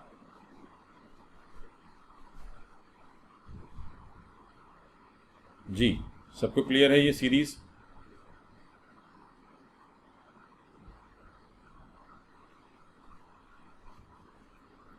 ठीक है जी, तो ये हमने हाइड्रोजन एटम यानी इसको हम कहेंगे हाइड्रोजन स्पेक्ट्रम को हमने स्टडी किया। अब बॉहर थ्योरी की एक आप कह लें कि इतनी ज़्यादा पॉपुलर होने की एक वजह ये भी थी कि इन सब ने हाइड्रोजन एटम को स्टडी किया था बिफोर बॉहर, और इन सब ने एक एक आप कह लें कि रीजन को स्टडी किया। बॉहर ने इन सबको कंबाइन कर दिया, बॉहर ने इन सब के रिजल्ट्स को, यानी बॉहर की जो थ्योरी थी वो इन सब के रिजल्ट्स को आप कहें कि क्या कहते हैं मतलब इसके साथ मैच कर रही थी। ठीक है, यानी जो इनके रिजल्ट्स थे बॉहर के इन्होंने एक्सपेरिमेंटली किया था, बॉहर ने थ्योरेटिकली जो है वो इन्हीं के रिजल्ट्स को मतलब आप कह लें कि जो इनके रिजल्ट्स आ रहे थे बॉहर के रिजल्ट भी सेम वही थे। तो इस बेसिस के ऊपर भी बॉहर थ्योरी जो है वो उसको काफ़ी ज़्यादा पॉपुलैरिटी मिली कि जो भी मतलब बॉहर ने जो रिजल्ट्स दिए वो इन सीरीज़ के साथ बिल्कुल मैच कर रहे थे, यानी जो इनके रिजल्ट थे वही बॉहर के भी रिजल्ट थे। बट क्योंकि ये भी हाइड्रोजन एटम को स्टडी कर रहे थे, बॉहर ने भी हाइड्रोजन एटम को स्टडी किया था, तो दैट्स वाई यहाँ तक तो बात ठीक थी। बट जैसे ही आप इन रिजल्ट्स को, इन फाइंडिंग्स को किसी दूसरे आइटम्स पे अप्लाई करते हैं तो वो फिर सारी कहानी गड़बड़ हो जाती है। ठीक है, तो जितनी भी ये सीरीज़ हैं, पांचों सीरीज़, ये सब की सब बॉहर थ्योरी के साथ जो है वो बॉहर थ्योरी को ओबे करती हैं, या आप कह लें कि बॉहर थ्योरी इन सबको ओबे करती है। इनकी जो फाइंडिंग्स हैं और बॉहर के जो रिजल्ट्स हैं वो दोनों सेम हैं। इंटरेस्टिंग बात यह है कि ये सब एक एक पर्टिकुलर रीजन को लेके चल रहे थे और बॉहर ने इन सबको जो है वो कंबाइन कर दिया। उसने हर किसी के रिजल्ट को जस्टिफाई किया कि हाँ जी, अगर लाइमन के आंसर ये हैं तो मेरा थ्योरेटिकल आंसर भी यही आ रहा है। ठीक है, उसने एक्सपेरिमेंट करके प्रूव किया, मैं थ्योरेटिकली प्रूव कर रहा हूँ कि ये होगा। ठीक है, तो इस तरह से that was the one reason why Bohr theory जो है वो उसकी इतनी ज़्यादा पॉपुलैरिटी मिली। तो ये तो सारी बात हो गई बॉहर थ्योरी की। अब हम आखिरी बात कर लेते हैं बॉहर थ्योरी पे, that was shortcomings of Bohr's model. Fail क्यों हुआ बॉहर्स मॉडल? ठीक है, what was the reason why Bohr's model got failed? तो इसमें एक चीज़ तो हम पहली बात कर चुके हैं कि it was unsuccessful for every atom containing more than one electron. एक दो की बात नहीं थी कि अच्छा जी चलें ऑक्सीजन पे अप्लाई हो रहा है, बाकियों पे नहीं हो रहा। कोई भी एटम ले लें आप जिसके पास एक से ज़्यादा इलेक्ट्रॉन हो, उस पर ये रिजल्ट अप्लाई नहीं होते। जितने भी फॉर्मूला थे, जो कुछ भी था, ये सिर्फ उन्हीं एटम्स पे अप्लाई होते थे या आइंस पे अप्लाई होते थे जिनके पास एक इलेक्ट्रॉन, एक से ज़्यादा इलेक्ट्रॉन है, फेल, बॉहर फेल हो गया। ठीक है जी, तो it was unsuccessful for every atom containing more than one electron. अब बॉहर के जो रिजल्ट थे, बॉहर ने ये बिलीव किया था कि जी बेसिकली इलेक्ट्रॉन जो है एक वेल डिफाइंड ऑर्बिट्स में मौजूद हैं। जिस तरह ज़मीन जो है वो एक पर्टिकुलर पाथ पर रिवॉल्व करती है, ऐसे इलेक्ट्रॉन भी एक वेल डिफाइंड पाथ पर रिवॉल्व करता है। अब क्योंकि ऑर्बिटल्स का कॉन्सेप्ट है, सब एनर्जी लेवल्स का कॉन्सेप्ट है, तो we no longer believe in well defined electron orbits as was assumed by Bohr. ठीक है, बॉहर ने एज्यूम किया था कि बेसिकली ये एक वेल डिफाइंड पाथ के ऊपर जो है वो रिवॉल्व करता है, तो वो थ्योरी भी फेल हो गई। अच्छा, उसके बाद एक और जो बड़ा इंपॉर्टेंट रीज़न था जिसकी वजह से ये थ्योरी फेल हुई, it was fail to explain the Zeeman effect and the Stark effect. ठीक है, ये ज़ीमन एंड स्टार्क इफेक्ट को एक्सप्लेन करने में कामयाब नहीं हो सका। Now what is Zeeman effect and Stark effect? कोई बता सकता है बेटा? ज़ीमन इफेक्ट क्या है, स्टार्क इफेक्ट क्या है?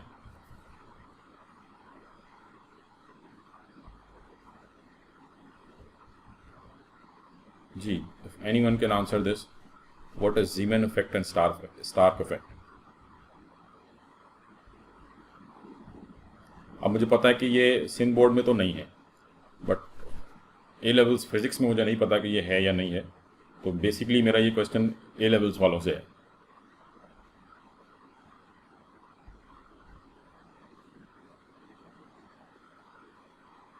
जी, नहीं पढ़ा? अच्छा जी, इसका मतलब नहीं है। अच्छा, बेसिकली ये आपको ज़ीमन इफेक्ट, स्टार्क इफेक्ट यहाँ पे मैंने तो इसलिए डिस्कस किया है क्योंकि ये फेडरल बोर्ड के अंदर जो है वो आपको मिलेगा। ठीक है, इसको हम थोड़ा सा डिटेल में आगे भी बात करेंगे। अभी फिलहाल मैं सिर्फ ये बता दूं, ज़ीमन इफेक्ट, आपने स्पेक्ट्रल लाइंस की बात की। ठीक है, ज़ीमन इफेक्ट क्या है कि जब आप किसी भी एटम के स्पेक्ट्रम को जब आप मैग्नेटिक फील्ड के अंदर एंटर करते हैं तो वो स्पेक्ट्रम जो है वो डिस्पर्स्ड हो जाता है। यानी लेट से आपके पास एक स्पेक्ट्रल लाइन थी, जब आपने उसको किसी मैग्नेटिक फील्ड के अंदर एंटर किया तो वो एक स्पेक्ट्रल लाइन जो है वो ऐसे डिफरेंट स्पेक्ट्रल लाइंस के अंदर डिवाइड होगी। That is called Zeeman effect के dispersion of the spectral lines when it is subjected to the magnetic field. जब बस इतना ध्यान में रखें फिलहाल कि जब आप स्पेक्ट्रल लाइंस को मैग्नेटिक फील्ड में एंटर करते हैं, ठीक है, मैग्नेटिक फील्ड में एंटर करते हैं, ठीक है, तो जो एक स्पेक्ट्रल लाइन मिल रही थी अब उसकी जगह पे आपको काफ़ी सारी स्पेक्ट्रल लाइन मिलेगी। And same is Stark effect, but that is in electric field. जब आप किसी एटम की जो उसमें से जो रेडिएशंस निकल रही हैं उसको जब इलेक्ट्रिक फील्ड में लेके जाएंगे तो पहले अगर आपको एक स्पेक्ट्रल लाइन मिल रही थी अब उसकी जगह पे आपको काफ़ी सारी स्पेक्ट्रल लाइन्स मिलेंगी। That is called Stark effect. तो dispersion of spectral lines when entered in magnetic field, that is called Zeeman effect, and dispersion of spectral lines when it is entered in electric field, that is called Stark effect. Clear है? ये ज़ीमन effect क्या है और Stark effect क्या है, बस इतनी ये दो लाइनें आपको ध्यान में रखनी है, इससे ज़्यादा नहीं। ये क्लियर हो गई ये बात या लिख दूं? ठीक है, तो बस ये ध्यान में रखें कि dispersion of spectral lines when entered in when the radiations are entered into magnetic field, that is called Zeeman effect, and when entered in electric field, that is called Stark effect, and that is all happening, मेरे ख्याल में शायद आप में से कईयों को idea हो गया हो कि ऐसा क्यों हो रहा होगा, ये हमने आगे चल के बात करनी है। That was all happening due to the sub energy levels, क्योंकि बॉहर को पता ही नहीं था, बॉहर ये सोच रहा था कि एक एनर्जी लेवल में जितने भी इलेक्ट्रॉन हैं सबकी एनर्जी एक जैसी होती है। ठीक है, ये तो मैंने ए लेवल्स वालों के साथ केमिस्ट्री में भी डिस्कस किया है, तो आई होप ये याद होगा आप लोगों को। तो सब एनर्जी लेवल्स का जो कॉन्सेप्ट था, जो जीमन इफेक्ट और स्टार्क इफेक्ट है, that is basically pointing towards the sub energy level concept, ठीक है। He was unable to explain Zeeman effect and Stark effect because he didn't knew about the sub energy levels. जैसे पता ही नहीं था कि सब energy levels होते हैं, ठीक है। अगर इसको सब एनर्जी लेवल्स के बारे में पता होता तो ये बता देता कि जी क्यों ऐसे डिवाइड क्यों हो जाते हैं, ठीक है। तो बेसिकली क्योंकि सब एनर्जी लेवल्स होते हैं, ये समझ रहा था सारे इलेक्ट्रॉन की एनर्जी एक जैसी है, बट एक एनर्जी लेवल में भी डिफरेंट इलेक्ट्रॉन्स की एनर्जीज डिफरेंट होती हैं, and that's why we get this combination when entered in magnetic field और इलेक्ट्रिक फील्ड। तो these were the shortcomings of Bohr's model. जी, यहां तक बात क्लियर है सबको? इसमें कोई कंफ्यूजन, कोई चीज ना समझ में आई हो? सब क्लियर है?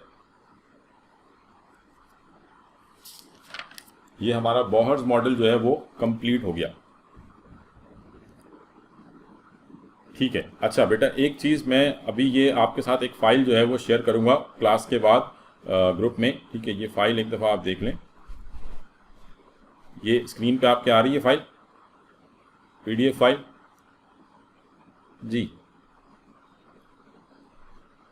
ठीक है, ठीक है जी सर। ठीक है। तो अब ये देख लें, ये इसमें आपके पास आंसर्स जो है वो साथ ही मेंशन है, ठीक है। अब तक हमने जितना डिस्कस किया है ये उससे रिलेटेड MCQs हैं, ठीक है। तो ये आपने सॉल्व करने, आंसर ऑलरेडी क्योंकि मेंशन है तो आपको इतनी प्रॉब्लम नहीं होगी, और फिर भी अगर कोई क्वेश्चन क्लियर ना हो तो वो फिर आप मुझसे डिस्कस कर सकते हैं, ठीक है। तो ये मैं अभी क्लास के बाद जो है वो शेयर कर दूंगा ग्रुप में, ठीक है। अच्छा, photo electric effect, Compton effect आपने फिजिक्स में पढ़ा हुआ है? Photo electric effect, Compton effect जी, आई थिंक सिंध बोर्ड वालों ने भी पढ़ा हुआ होगा ये, क्योंकि मेरे ख्याल में शायद सेकेंड ईयर फिजिक्स में है ये, जहाँ तक मुझे याद पड़ता। जी बेटा, ये ज़रा मुझे कंफर्म कर दें सारे।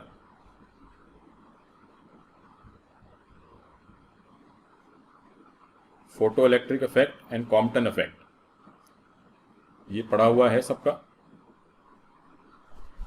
यार शायान, ऐसी बात नहीं करो यार, वो ऊपर उन्होंने बता दिया कि पढ़ा हुआ है हमने, तुम कह रहे हो नहीं पढ़ा हुआ। देखो डैनी भी कह रहा पढ़ा हुआ जी, तो इसका मतलब कि सिंध बोर्ड वालों ने भी पढ़ा हुआ है। और तो इसमें हो सकता है आपको कुछ 2-3 MCQs फोटो इलेक्ट्रिक इफेक्ट या कॉम्पटन इफेक्ट में से मिल जाए, ऑल्दो क्योंकि ये केमिस्ट्री में हम डिस्कस नहीं करते, बट आसान है, इतना मुश्किल नहीं है। अगर फिर भी आपको कोई चीज़ अनक्लियर हो तो मैं बाद में इसको डिस्कस कर लूँगा, फोटो इलेक्ट्रिक इफेक्ट को और कॉम्पटन इफेक्ट को। कुछ तो मैंने इसमें नहीं किए थे, बट 1-2 शायद MCQs इसमें आ गए हैं, ठीक है।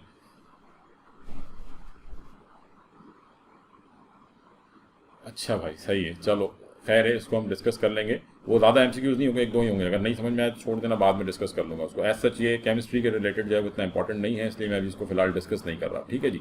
अच्छा चलें, ये तो हमने बात कर ली बोहर थ्योरी की, ठीक है। उसके बाद नेक्स्ट जो हमें बात करनी है, हाँ जी, एनर्जी है, इसको आगे कंटिन्यू रखें। मैं ये चाह रहा हूँ कि एक हाइजेनबर्ग प्रिंसिपल जो है वो मैं डिस्कस कर लूँ। नो,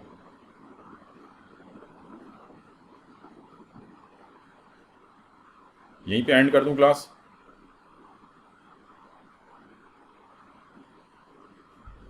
ठीक है जी,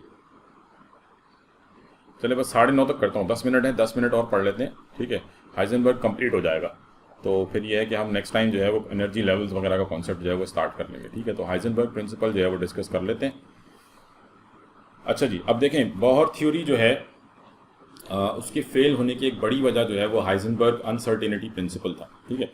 हाइजेनबर्ग अनसर्टेनिटी प्रिंसिपल और डी ब्रॉगलीज, आप पहले तो हम बात कर लेते हैं वेव मैकेनिकल थ्योरी, ठीक है। वेव मैकेनिकल थ्योरी क्या थी,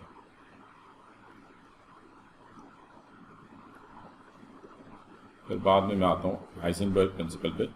wave mechanical theory,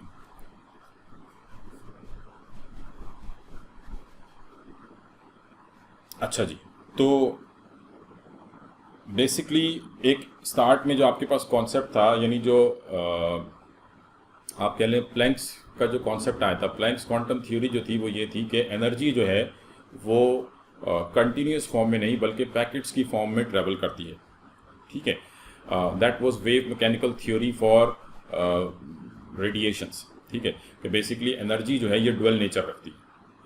later on de Broglie's ने अपना एक कॉन्सेप्ट दिया, ठीक है, एंड डी ब्रॉगलीज सेट के जो कॉन्सेप्ट हम वेव्स पे अप्लाई कर रहे हैं, why we can not apply that same concept on matter, ठीक है। तो ही सेट के wave mechanical theory of matter, ठीक है। तो डी ब्रॉगलीज कॉन्सेप्ट सिंपली क्या है, डी ब्रॉगलीज, मेरे ख्याल में ये डी ब्रॉगलीज कॉन्सेप्ट शायद आप लोगों ने ना पढ़ा हो, मुझे क्लियर आइडिया नहीं है, केमिस्ट्री में तो नहीं है, फिजिक्स में है या नहीं है मुझे नहीं पता। तो डी ब्रॉगलीज कॉन्सेप्ट थोड़ा सा जैसे एक आइडिया दे रहा हूँ हाइजेनबर्ग प्रिंसिपल पे जाने से पहले। डी ब्रॉगलीज कॉन्सेप्ट यानी ये सारी वो वजूहत थी जिसकी वजह से बहुत थ्योरी फेल हो गई। तो डी ब्रॉगलीज कॉन्सेप्ट ये था कि जो वेव मैकेनिकल मॉडल आप वेव पे अप्लाई करते हैं, वही same wave mechanical model we can apply on matter, ठीक है।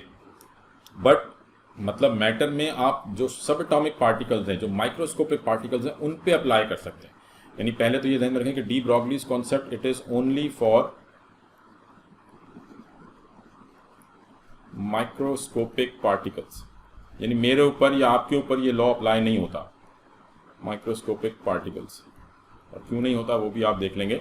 तो it is only for microscopic particle. तो अकॉर्डिंग टू डी ब्रॉगलीज कि जो ड्वेल नेचर जो है कि जिस तरह से वेव्स के लिए हम बात करते हैं कि wave has both particle nature and wave nature, ठीक है, इसी तरीके से मैटर के लिए भी जो है वो आप ड्वेल नेचर कह सकते हैं। तो जो छोटे पार्टिकल्स हैं, ठीक है, जो माइक्रोस्कोपिक पार्टिकल्स हैं, they have this wave mechanical concept, ठीक है, यानी they have this wave nature as well as mechanical nature.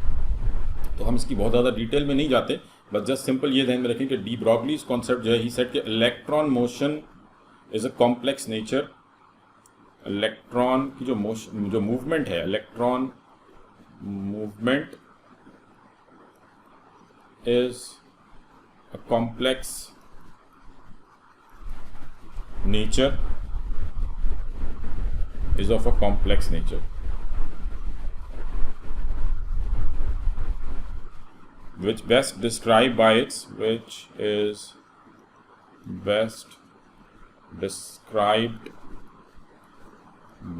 its wave properties and probabilities.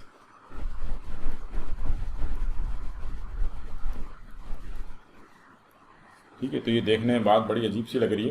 यानी जो बॉहर का कॉन्सेप्ट था कि जी इलेक्ट्रॉन एक फिक्स पाथ पे घूम रहा है, डी ब्रॉगली सेट कि जी इतना आसान नहीं है, आप इलेक्ट्रॉन की मूवमेंट को इतना आसानी से डिस्क्राइब नहीं कर सकते।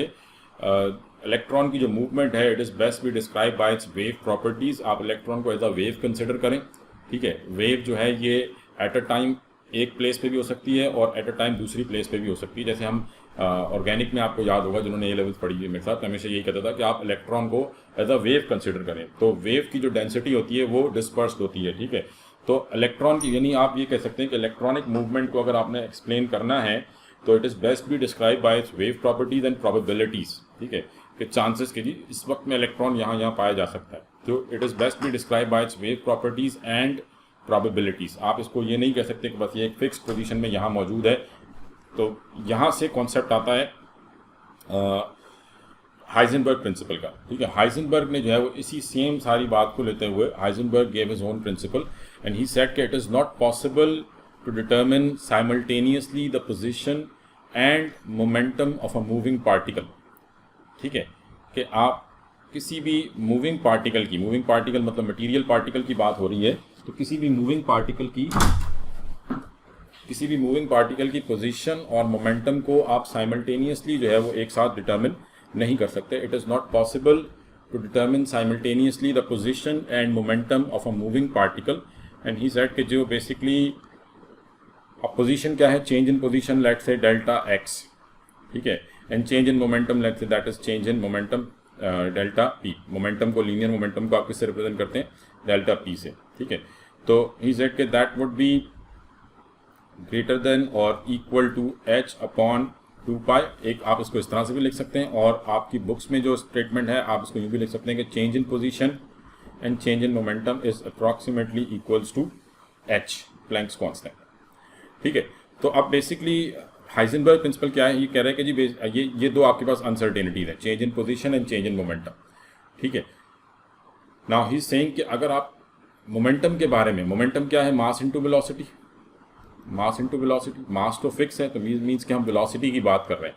तो अकॉर्डिंग टू हाइजेनबर्ग कि आप किसी भी मटेरियल पार्टिकल की पोजीशन और उसकी स्पीड दोनों के बारे में एक ही टाइम पे कंप्लीटली सर्टेन नहीं हो सकते। अगर आपको उसकी पोजीशन के बारे में कंप्लीट सर्टेनिटी है कि जी इलेक्ट्रॉन इस वक्त यहाँ मौजूद है, तो आप उसकी स्पीड के बारे में अनसर्टेन होंगे। अगर पोजीशन के बारे में कंप्लीट सर्टेनिटी है तो स्पीड के बारे में कंप्लीट अनसर्टेनिटी होगी, और अगर स्पीड के बारे में आप कंप्लीट सर्टेन हैं तो पोजीशन के बारे में कंप्लीटली अनसर्टेन होंगे। यानी इन दोनों में से किसी एक वक्त में आप एक चीज़ के ऊपर शॉर्ट हो सकते हैं, सर्टेन हो सकते हैं, दूसरे के ऊपर आपको अनसर्टेनिटी होगी, मैक्सिमम अनसर्टेनिटी होगी।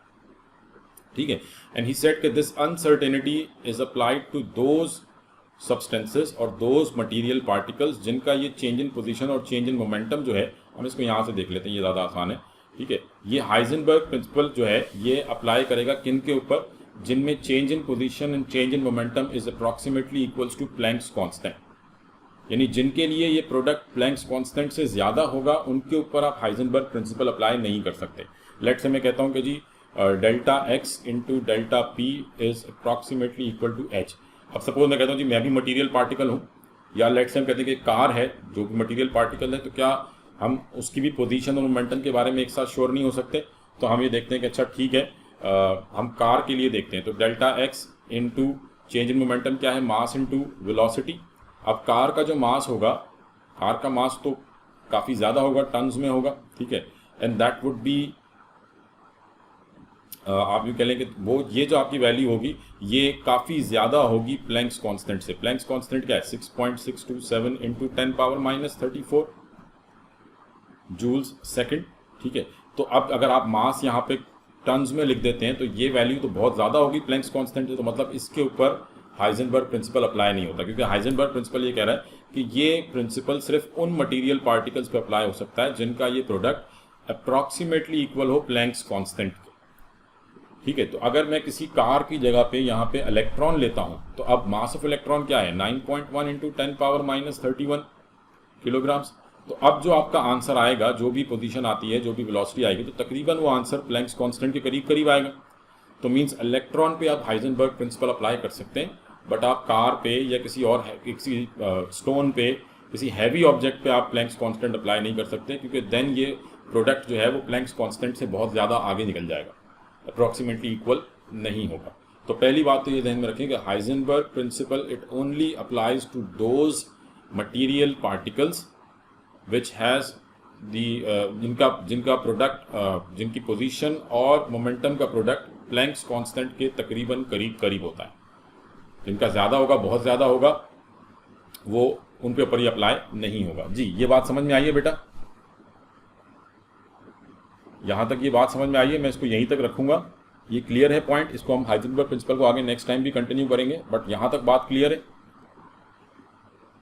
कि हाइजेनबर्ग प्रिंसिपल जो है ये सिर्फ अप्लाई होगा उन ऑब्जेक्ट्स के ऊपर, उन मटेरियल पार्टिकल्स के ऊपर जिनका मास और जिनका मोमेंटम और पोजीशन का प्रोडक्ट जो है वो प्लैंक्स कांस्टेंट के करीब करीब आएगा। अगर बहुत ज़्यादा बड़ी वैल्यू आएगी तो फिर उसके ऊपर आप हाइजेनबर्ग प्रिंसिपल अप्लाई नहीं कर सकते। यानी उसकी हैवी ऑब्जेक्ट्स की पोजीशन के बारे में भी आप सर्टेन हो सकते हैं और मोमेंटम के बारे में भी at a same time, but lighter objects के लिए नहीं। ठीक है। इसको हम इंशाल्लाह ताला नेक्स्ट टाइम यहीं से कंटिन्यू करेंगे।